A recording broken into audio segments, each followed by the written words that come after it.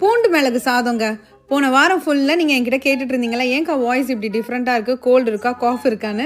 அதெல்லாம் இப்படி சரியாச்சுன்னா ரசம் வச்சு சாப்பிட்டது, இந்த மாதிரி சாப்பாடு செஞ்சு சாப்பிட்டு தான் கொஞ்சம் கொஞ்சமாக பெட்டராச்சு. நம்ப மாட்டீங்க, இதுக்கு ஒரு 4 இன்க்ரீடியன்ட் தான் தேவை. ரொம்ப சீக்கிரமாக டக்குன்னு செஞ்சிடலாம். கூட இந்த மாதிரி கிறிஸ்பியாக ஃப்ரை பண்ண முட்டை வச்சு சாப்பிட்டா சூப்பராக இருக்குங்க. தவால 2 டேபிள் ஸ்பூன் எண்ணெய் ஊற்றி 2 டீஸ்பூன் மிளகை நல்லா பொரிச்சுக்கோங்க. இதில் கை நிறைய கருவேப்பிலை சேர்த்துட்டு ஒரு 15 பல் நாட்டு பூண்டா பார்த்து சூஸ் பண்ணி சேர்த்துக்கோங்க. மீடியம் லோ ஃப்ளேமில் வச்சுட்டு பொறுமையாக வறுத்துக்கோங்க. இப்போ இதில் 10 சின்ன வெங்காயத்தை நல்லா இடிச்சு அந்த சாரோட சேர்த்துக்கோங்க. அது ரொம்ப முக்கியம். இதுல 1/4 டீஸ்பூன் மஞ்சத்தூள், 1/4 டீஸ்பூன் பெருங்காயம் சேர்த்து நல்லா வதக்கிட்டு சிம்ல வச்சிருங்க. அதுவா தானா கிறிஸ்பி ஆகி வரும். பார்த்தா உங்களுக்கே தெரியும், சலசலன்னு சத்தம் வரும். இப்போ அதை எடுத்து இந்த மாதிரி இடிகளோ இல்லைன்னா பல்ஸ் மோட்ல மிக்சர்ல அடிச்சுக்கோங்க. நான் சாப்பாட்டுக்கும் சேர்த்து உப்பு சேர்க்கறதுனால 3/4 டீஸ்பூன் உப்பு சேர்த்து தான் நல்லா இடிச்சுக்கிட்டேன். இப்போ இதுல வடிச்சு ஆற வச்சிருக்கிற சாதம் ஒரு 3 கைக்கு நான் சேர்த்துக்கிட்டேங்க. ஒரு பாதி லெமனோட ஜூஸ் மட்டும் சேர்த்துட்டு அப்படியே கையிலேயே கிளறிக்கோங்க.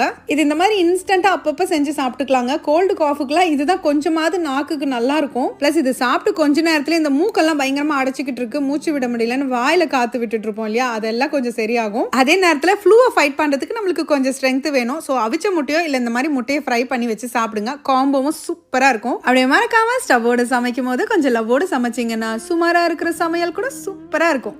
அப்படியே எடுத்து உள்ள போடு.